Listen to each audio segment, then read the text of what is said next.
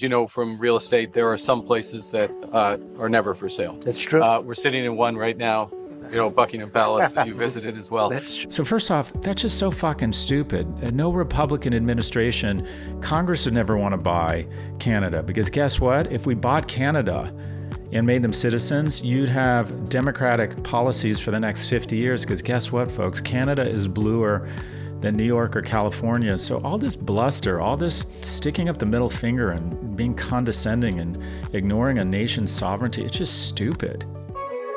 Support for the show comes from LPL Financial. What if you could take that dream vacation or take that idea and go start that business? What if you could grow your career or your company? When it comes to your finances, your business, your future, LPL Financial believes the only question should be, what if you could?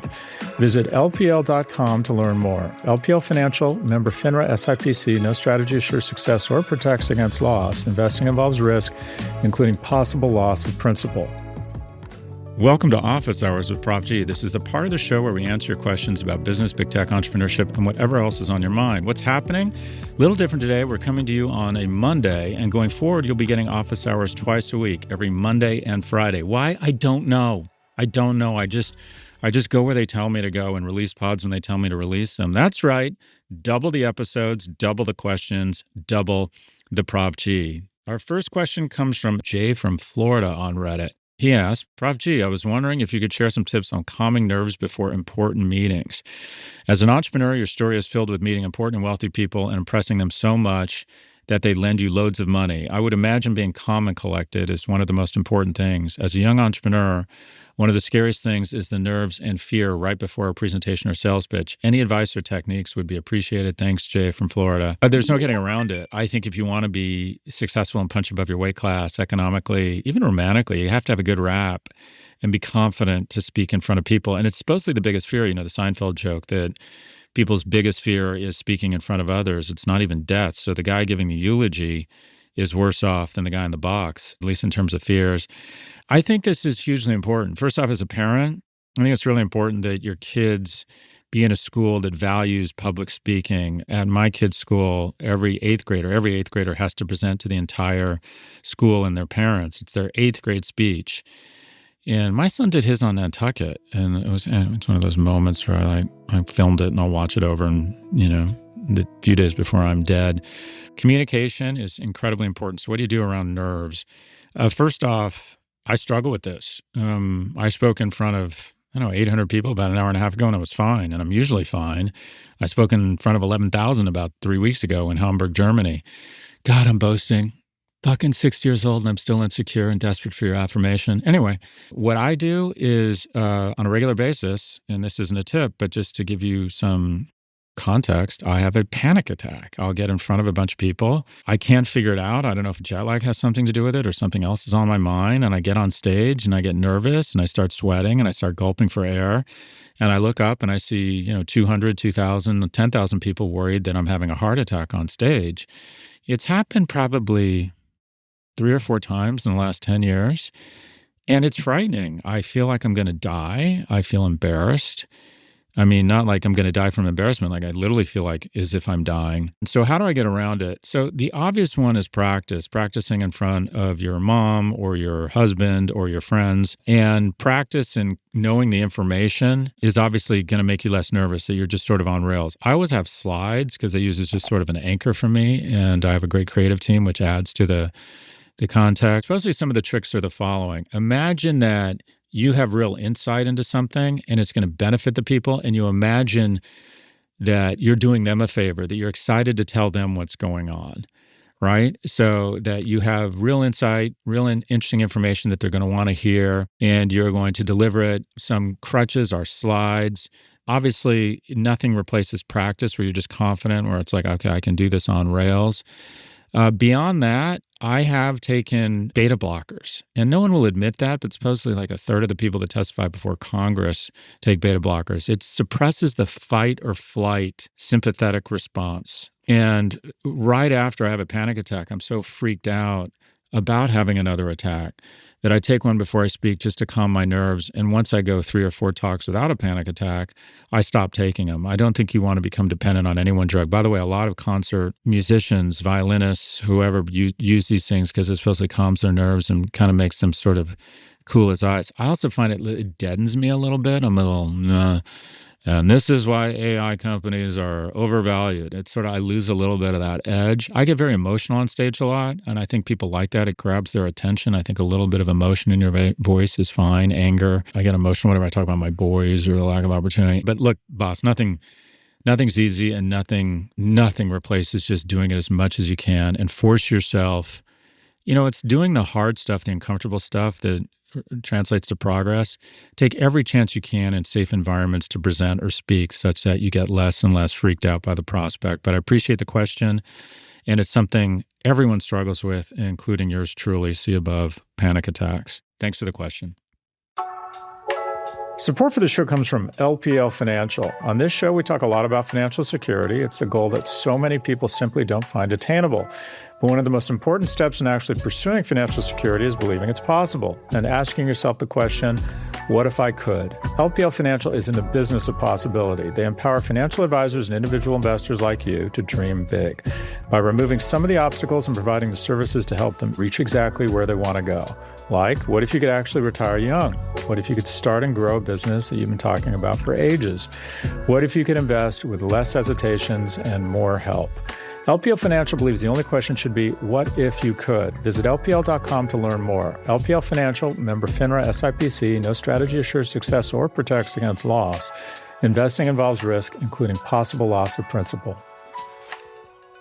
Our second question comes from 6P on Reddit. They ask, how should America's traditional allies, including Australia and the UK, be responding to the U.S. at the moment through the remainder of the Trump years and once Trump has left office? I think Carney's doing it right, forceful yet dignified. I thought his answer in the Oval Office when President Trump suggested that we might buy Canada. So first off, that's just so fucking stupid. No Republican administration, Congress would never want to buy Canada because guess what? If we bought Canada and made them citizens, you'd have democratic policies for the next 50 years because guess what, folks? Canada is bluer than New York or California. So all this bluster, all this sticking up the middle finger and being condescending and ignoring a nation's sovereignty, it's just stupid. And what did Carney do? He came down and he said, well, as you know, from real estate, there are some places that are never for sale. That's true. We're sitting in one right now, Buckingham Palace that you visited as well. That's true. And having met with the owners of Canada over the course of the campaign last several months, it's not for sale, won't be for sale. That's a polite way of saying go fuck yourself, which I think a lot of leaders would be tempted to say, but Mark Carney's not like that. He's much smarter than me or most leaders. And he said, as you know, some assets are not for sale. And I've been traveling around Canada talking to the owners. I love that. God, that guy's good, right? I think you're forceful yet dignified. I hate to say this. You probably use this as an opportunity to reestablish or strengthen trading partnerships with non-U.S. entities. You're seeing it all over. Europe is in open talks with Latin America. Japan, South Korea, and China are having trilateral talks for the first time in a long time going, okay, this rich uncle of ours called Uncle Sam has gone fucking crazy. Maybe we should all talk about how we can make more money together. So it presents an opportunity for non-U.S. nations to develop trade agreements. Global trade unlocks tremendous prosperity. Does it leave certain people behind and who get hurt? Absolutely. But if you look at the trajectory of global trade and free trade, and you correlate it, there is a strong correlation with stock markets and prosperity and wages. Global trade is kind of one of the premier post-World War II unlocks. But let's go back to the 1890s. Wouldn't that be nice without Netflix or Novocaine?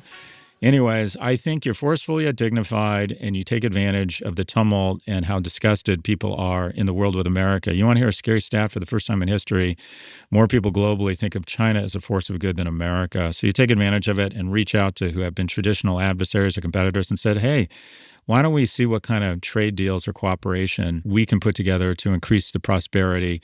And essentially, you have what is a $27 trillion economy, kind of a yard sale right now, because I think a lot of our great academics, our great researchers, our great supply chain relationships, our great alliances, our great trade deals are kind of up for grabs right now. It's the world's biggest lawn sale because while Granddad isn't dead, he's gone fucking crazy, and we're going to start picking off his assets one-on-one. How much for that desk?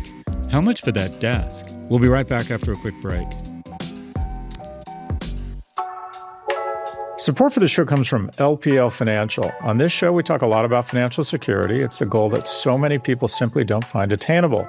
But one of the most important steps in actually pursuing financial security is believing it's possible and asking yourself the question, what if I could? LPL Financial is in the business of possibility. They empower financial advisors and individual investors like you to dream big by removing some of the obstacles and providing the services to help them reach exactly where they want to go.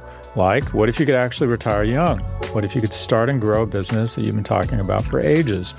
What if you could invest with less hesitations and more help? LPL Financial believes the only question should be, what if you could? Visit LPL.com to learn more. LPL Financial, member FINRA SIPC, no strategy assures success or protects against loss. Investing involves risk, including possible loss of principal. Welcome back. On to our final question. This is Jason from the lower Hudson Valley of New York, and I've been a longtime fan. I am a stay-at-home dad of a 17-year-old and twin 15-year-olds, all boys. In addition to all that goes on with having teenage boys and getting ready for college, one of our guys is severely autistic and was admitted to a residential program. The decision was transformational, and as a result, I became engaged with his school, and as a result of that engagement, I was recently appointed as a board member of their foundation, which leads to my question.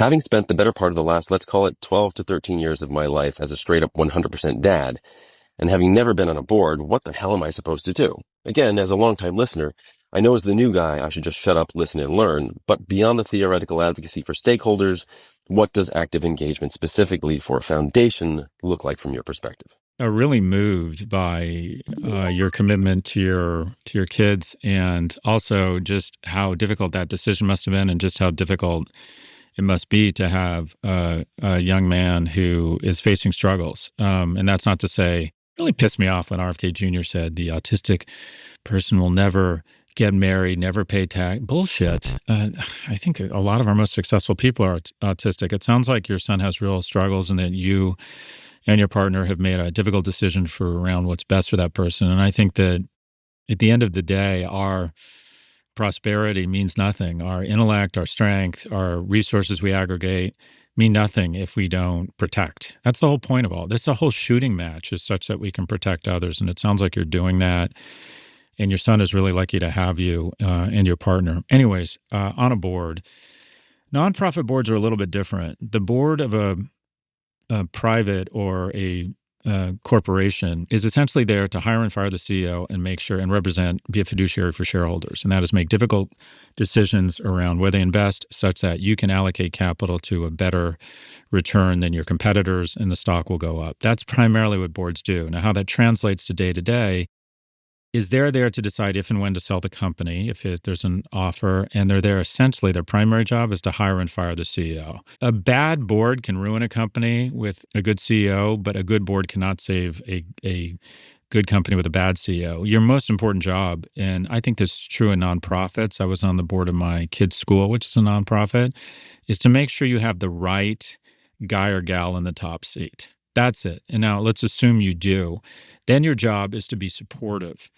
What often happens on nonprofit boards is a lot of people are on that board because they want to project importance in their board. So they go on the board of nonprofits and they think because I'm on this board and I have opinions that I'm going to express those opinions and concerns, and they become just liabilities and they just heckle from the cheap seats. And that is, I find the most effective board members are the board members who the head of your foundation would call you and ask for your advice around a specific domain, ask good questions, but you're there essentially to be a resource for the CEO because you're not working there full time. And what you don't want to do is consistently forward ideas and ask questions and pretend. I was a shitty board member. I went on my first public board about 25 years ago, and I thought it was my job to give the CEO a hard time and play stump the CEO and ask the CEO hard questions. No, that's not your job. Your job is to be supportive of the CEO until you don't think they're a good job and then replace them. But until that point, you're there to be supportive of them. So what is that? Try and offer up your domain expertise, ask thoughtful questions, not to listen to yourself speak in the board, but to try and be helpful and think through things. I think you're smart in your first couple board meetings to just listen, such that you establish some credibility. I find the most powerful board members are ones who don't speak very much, but when they speak, kind of everyone nods and listens because this person doesn't waste other people's airtime, kind of an economy of words. And then hopefully that person begins to call on you. Also on a nonprofit board, there's just no getting around it. I would say half of nonprofit boards, if not 80%, are just fundraising vehicles. I remember the first meeting I had, I was asked to do the strategy for my kid's school, and I'm like, okay, this is the strategy. We have a bunch of wealthy parents. We have a big endowment. We're going to raise a shit ton of money because everything around diversity or after-school programs or all the cool ideas that everybody has all reverse engineer to one thing, and that is money.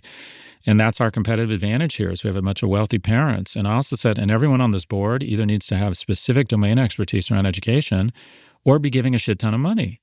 And everyone was horrified. Well, that's what, quite frankly, that's what nonprofit boards, many of them are there to do. Does that mean you need a lot of money and to give a lot of money? Not necessarily.